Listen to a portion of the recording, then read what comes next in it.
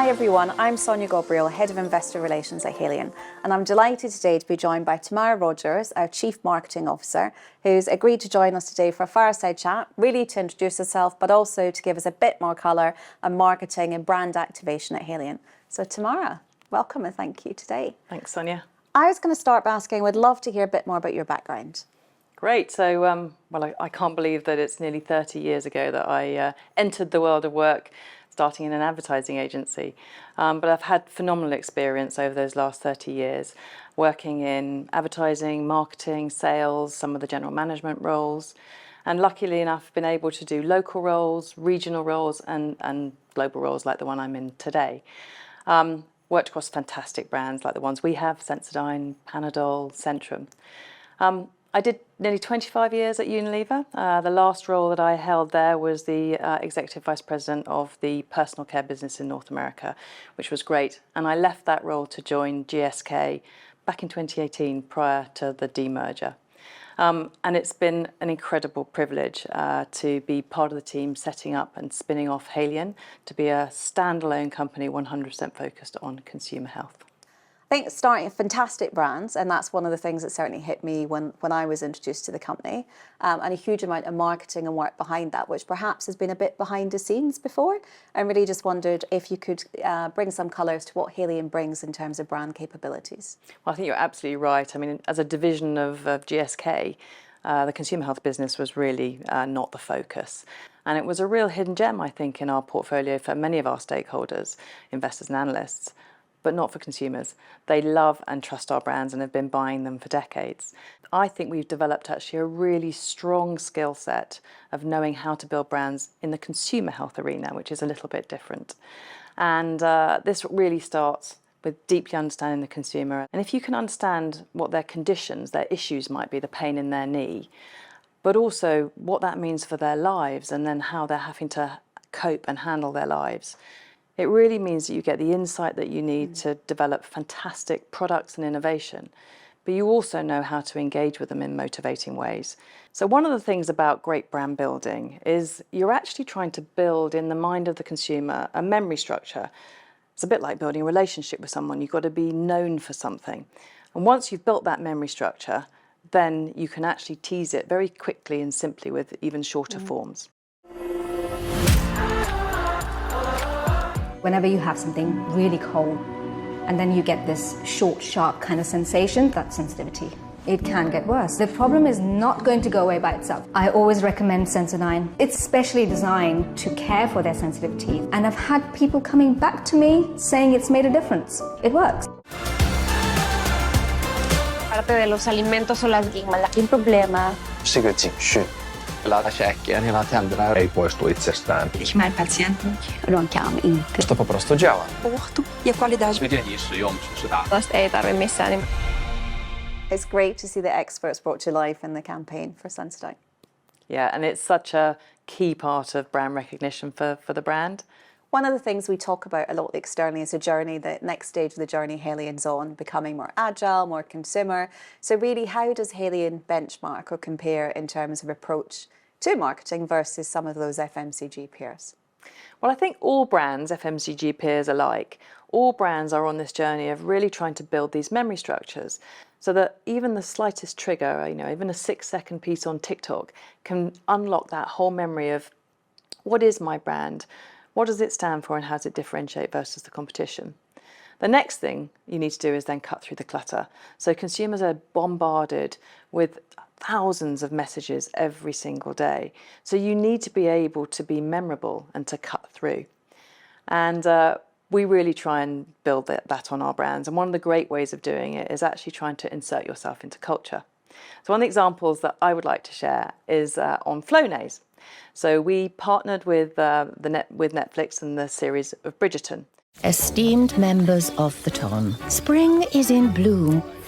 What budding relationships might blossom? Goodness me. What is this condition?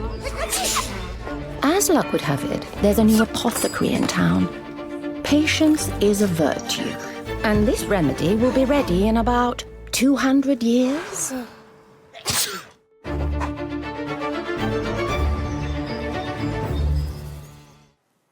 It's a really fun way to insert yourself into popular culture. But it's also a great way for us to show condition awareness in the allergy season and that Flonase is the solution. And it drove so much talkability in social media. But this concept of condition awareness, this is something actually that is a bit different from other FMCG. So in healthcare, the consumer first has to understand, well, what is the issue that I face? It's not as easy as just showing muddy laundry. It's this need to educate, but to do it in a really fun and engaging way. Now, Parodontax has been educating on gum health and gum issues, seeing spitting blood when you're cleaning your teeth into the basin. And that really is a sign that there's something wrong with your gum health. But there are ways of doing that in more entertaining and humorous ways.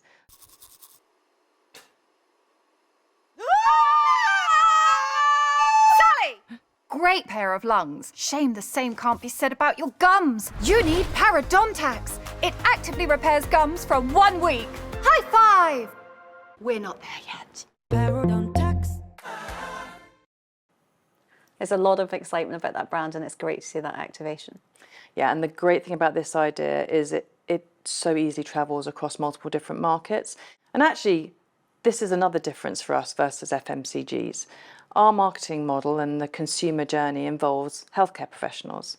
So as consumers go on their journey and they're aware of what their condition is and they're trying to figure out what the solution might be, they often consult with an expert, a healthcare professional, a dentist, a pharmacist. We spend a lot of time with these folks too, because they really bring us deep and rich insight around the challenges that consumers face. And we share with them all of our amazing technology and science, and we bring that to life with them as well in engaging and interesting ways. Because what's really important is that they remember what our products can do so that they feel confident to recommend them in the moments that really matter.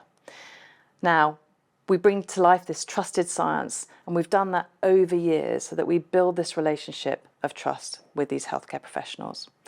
A great example actually is a decade-long activity we've been doing in China around a brand called Caltrate, where even the Chinese government recognised some challenges around bone density, osteoporosis, and really wanted to help people to take better care of themselves.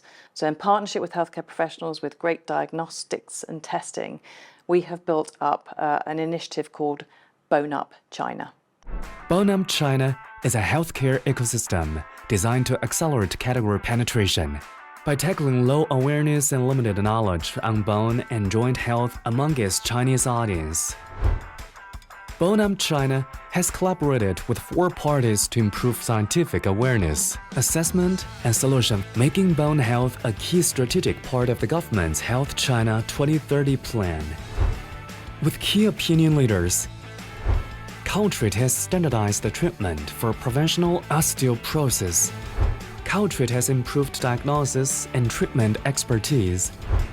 With pharmacy and e-commerce partners, Caltrate has empowered channels for win-win partnerships to build scientific assessment capabilities. Caltrate has been promoting free bone density tests in medical institutions, pharmacies, and low-tier cities and rural areas. Over the past 10 years, Bone Up China has reached 700 million people, engaged 50 million, and covered 4 million bone test users. That really does bring to life the science, but then also that connection with experts and hospitals in terms of extending reach with consumers. I think one thing I was going to say is, with the categories we play in are pretty competitive. So how do we make sure that our brand campaigns stand out and are successful?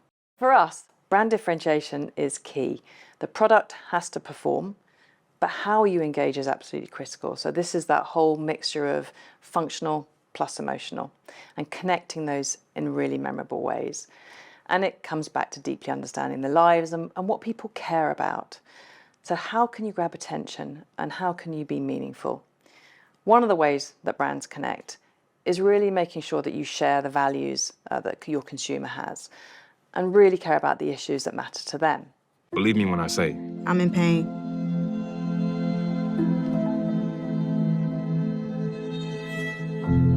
Believe me when I say. And believe me when I say, my pain is real. So this campaign is called Believe My Pain, and it's really about trying to address a real gap that we've seen around health inclusivity. and trying to really make sure that we help more people to benefit from better everyday health. This has touched more than 6.1 million lives, with a 24% increase in brand affinity. We've also seen increases in brand trust and significant increases in purchase intent amongst Black consumers, as well as a 19% increase of awareness in the general population. And that general population are actually claiming around 84% of them are feeling more empowered as a result of seeing this campaign. So I think we find that we deeply connect with consumers when we activate with purpose. Now, there are other ways that we can connect with and engage with consumers, and one of the other ways is using humour. Now, this story is about denture wearers, and denture wearers have their denture fitted, but they often ignore the signs that their mouths give them. And they have all sorts of coping strategies when they get discomfort. And discomfort is a real issue. Food can get under the denture, can be really uncomfortable, but it really doesn't need to be. Brad, are you coming? We're gonna paint the town red. No! My denture is uncomfortable. Have fun without me. Really, Drac? We're letting a little discomfort hold us back? Who said that? Let's bite back. Come on. With new Polygrip Power Holding Comfort, we'll forget we're wearing dentures, thanks to its comfy, pressure-absorbing layer. Time for the bite! If your mouth could talk, it would ask for... Polygrip. Wait for me! That's one of the IR team's favourite adverts. We've had brilliant recognition for this campaign for the brand, and really I think it just is testament to how, by being really relevant to consumers, you can also be really memorable and drive sales. And in terms of relevance, what are the big trends that you're seeing in terms of consumer behaviour, and how is that impacting our marketing approach? Yeah, we've seen a big trend of consumers wanting to be more proactive around their health, and of course then there's lots of demands for information and knowledge on how to do that. A particular trend we're seeing is continuing ageing population, and people are now wanting to make sure that they're ageing in a healthy way. It's a need and it's a real motivator, and it's a great opportunity for a brand like Centrum. And what we're projecting is that as the population is ageing, 1 in 6 people will be 60 plus by 2030. And so they are seeking vitamins, minerals and supplement solutions that support healthy ageing, both including physical ageing, but also mental ageing. And we've participated in part of a study around clinical data that came out of a landmark study called Cosmos, which was carried out by organisations including Harvard University. And it shows clear evidence that taking Centrum multivitamins benefits brain and memory health in adults. Now, we've turned this into communication, and we've seen really increased interest and demand in markets like the US and in China. Another trend actually is this desire for experiences, so whether it's in social media or gaming.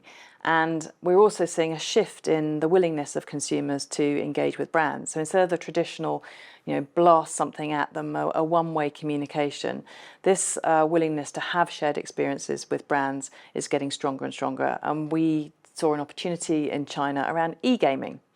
Now, when you're gaming, and I see this a lot, unfortunately, with my son, but you're sitting quite, in a quite an awkward way, which is creating all sorts of kind of pain and aches.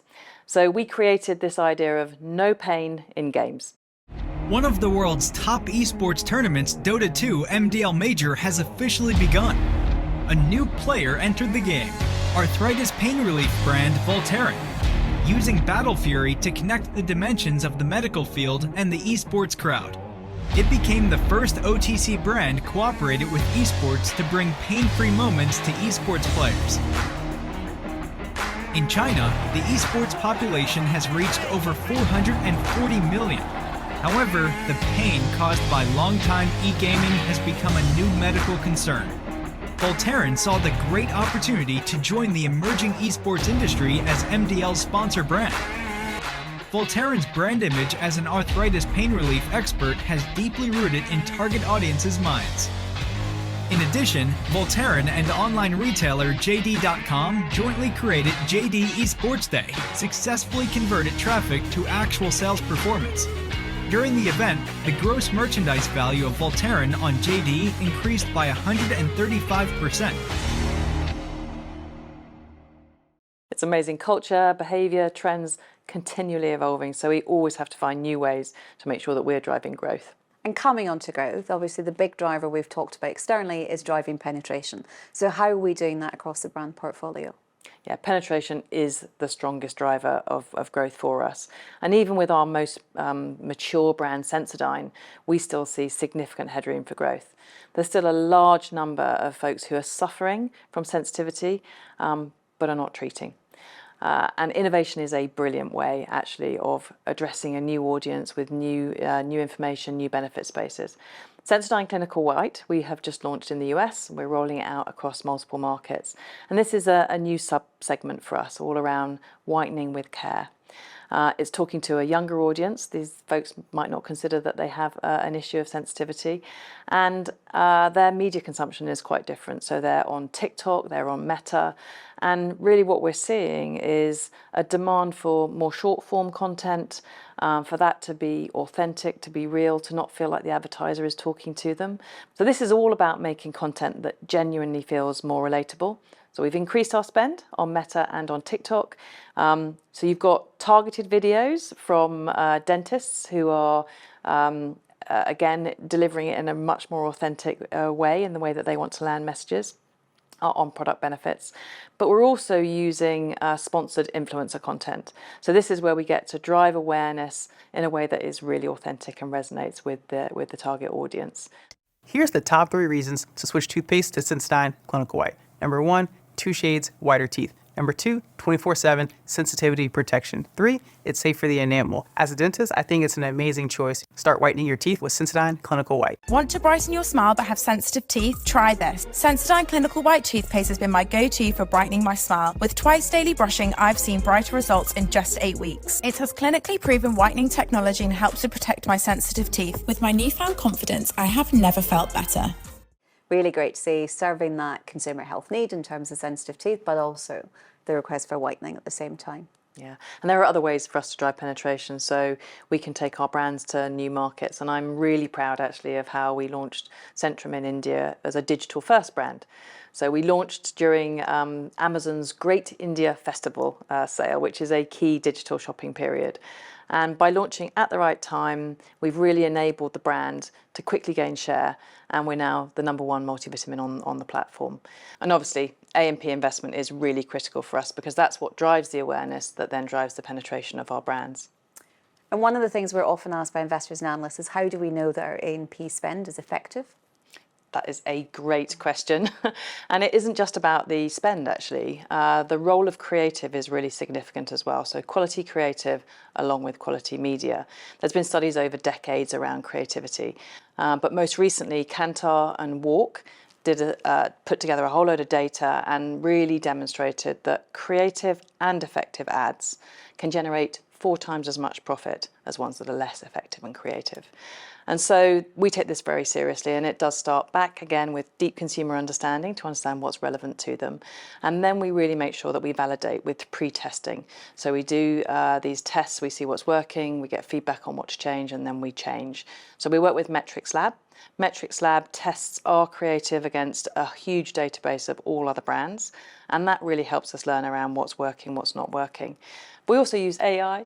But we use a tool called CreativeX, and what it does is it scans our creative to make sure that it's properly optimized for the various digital platforms. And sometimes it's just the most simple changes that can be incredibly effective. So we looked at the execution on one of our Polygrip pieces of communication for Japan, and actually just made some very small changes. So we saw an increase in sales of 37% and a lovely bump to our ROI of 5%. But it isn't just about the creative, it is also about the spend. You can buy great media or you can buy very poor media. And what we're trying to do is make sure we're reaching our target audience in the places that they are. So we want to make sure we're buying really good quality placement, we're getting the right frequency, and we're also in the media channels that they're consuming. So we talked earlier about TikTok and Meta versus just maybe TV. And what we've seen is this increase in buying quality media is really driving better business outcomes. So a great example, we saw a step change in the UK with Sensodyne. And with better quality media, we actually saw our sales increase by 38% and our ROI increase by a really significant 21%. Another brilliant example, I think, is on Voltaren. Again, we increased the quality of our TV buy and saw a significant increase, so 63% improvement in sales effectiveness and a 6% increase in our ROI. But we are never satisfied. We're always continually learning and making sure that we're driving for the right improvements. And these are some great sales outcomes. So how else do the marketing team know that they're on track? Actually, marketing and the art of measurement is becoming really critical. It's becoming very detailed, lots of data-driven opportunities. So we make sure that we benchmark against competition. We're checking that we have sufficiency to make sure that we are properly supporting each of our campaigns or innovations. And we get quite good quick feedback so that we can course correct. So if we find that one channel is performing better than another, we can switch our media spend to that channel. So we're quite dynamic. We have an approach called market mix modelling. That covers nearly 70% of our spend, which is a significant amount. And from that, we get all of these learnings. We also don't just track the short term. We're tracking the long-term brand health. So there's a measure called the demand power. And if you have a strong brand, you have strong demand power. And what that means is you are much more likely in the future to be able to grow both your volume, but also you have pricing power, so you can grow through value as well. So we have this continuous feedback loop of both short and longer term measures. And I think we're doing a good job. We're understanding where our spend is and how best to deploy it.